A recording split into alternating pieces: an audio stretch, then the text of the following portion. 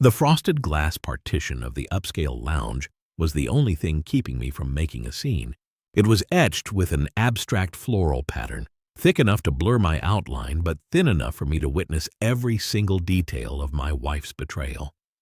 Sarah was leaning across the candlelit table, her fingers tracing the edge of a wine glass before sliding over to rest on his sleeve. She laughed. It was that soft, breathless sound she used to make when we first met, a sound I hadn't heard in our house for at least 3 years. In our kitchen, the only sounds were the hum of the microwave and her heavy sighs as she scrolled through her phone, completely tuned out from my existence.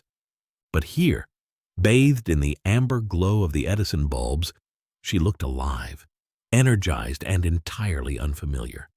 I stood there holding a takeout bag that was slowly growing cold in my hand, feeling like an uninvited ghost at my own funeral. They had just finished their entrees, and she playfully took a bite of dessert straight from his spoon. This was a woman who always insisted on separate plates because she hated sharing food. Clearly, she only hated sharing it with me. Her companion wasn't anyone special. He was a textbook example of corporate mediocrity, wearing a tailored suit that couldn't hide his smug posture and smelling of woodsy department store cologne that drifted all the way to my corner.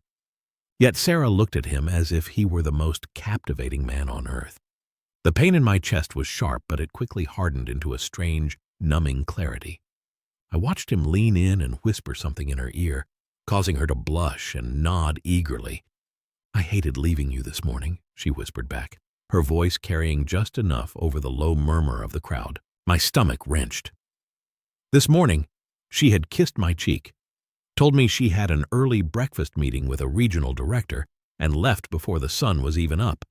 It was all a carefully constructed lie, designed to keep me quiet while she played house with a stranger. I didn't plan what happened next. My feet just began to move, carrying me past the hostess stand and straight toward their table.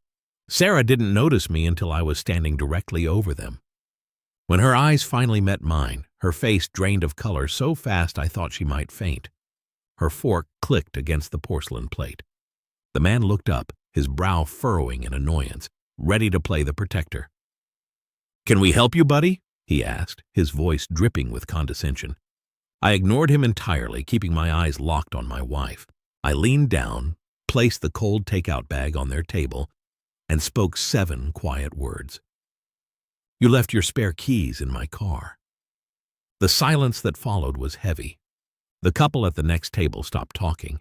Sarah tried to speak, but her lips just trembled, unable to form a single coherent defense. I turned on my heel and walked out into the cool night air, leaving her to drown in the mess she had created. I spent the entire night in a cheap motel, staring at the ceiling as the reality of my new life settled in. The anger didn't hit me immediately. Instead, I felt a profound sense of exhaustion. For months, I had been trying to fix a marriage that was already dead, blaming myself for the distance between us. By morning, I was back at our house, packing her things into cardboard boxes. I didn't smash anything or scream.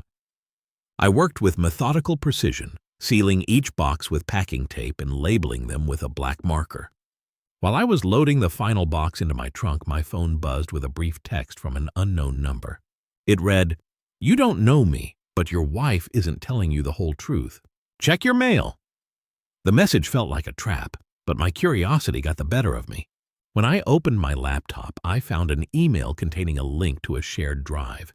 Inside were dozens of files, calendar invites, hotel reservations, and office chat logs dating back over 10 months. The man from the restaurant was named Julian, a junior associate at her firm. The messages between them weren't just romantic, they were highly unprofessional, discussing how they could use her position as a senior manager to approve his travel expenses and fast-track his promotion.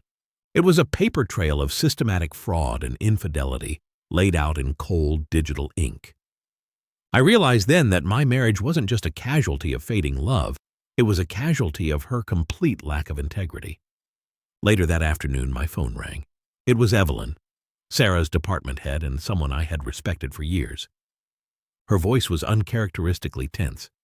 "David, I need to speak with you," she said, skipping any polite pleasantries. "I know this is incredibly difficult, but Sarah's conduct has triggered a major compliance audit." We've discovered she was signing off on unauthorized expenses for Julian. They were using company funds to finance their weekend getaways. She paused, letting the weight of her words sink in. We are launching a full investigation. I wanted to warn you because the company is prepared to take legal action to recover the funds, and your joint accounts might be scrutinized. My heart hammered against my ribs.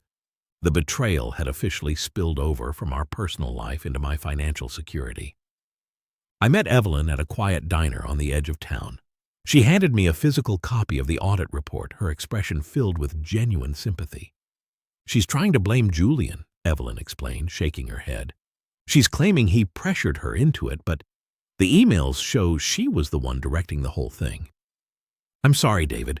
You didn't deserve any of this. Looking at the documents, I felt the final remaining pieces of my affection for Sarah evaporate. The woman I had loved was a fiction, a character she played until it was no longer convenient. I wasted no time. I hired a relentless divorce attorney who immediately filed to freeze our joint assets and secure my financial independence. When Sarah called me, crying and begging for a chance to explain, I didn't offer her a single shred of comfort. We have nothing to talk about, I told her calmly. You can speak to my lawyer. She tried to play the victim, claiming I was abandoning her when she was at her lowest. But her words had lost all power over me. She had made her choices, and now she had to face the consequences alone.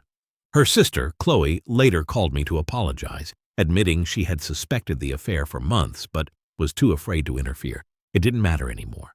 The truth was out, and the storm was moving past me. Within 6 months, the divorce was finalized, and Sarah was forced to resign from her firm to avoid potential criminal charges. Julian was dismissed immediately, his career in ruins. I sold our house, took my share of the equity, and moved into a bright, modern apartment overlooking the river. I used the money to finally launch my own independent consulting agency, a dream I had put on hold to support Sarah's career. To my surprise, the business took off almost immediately.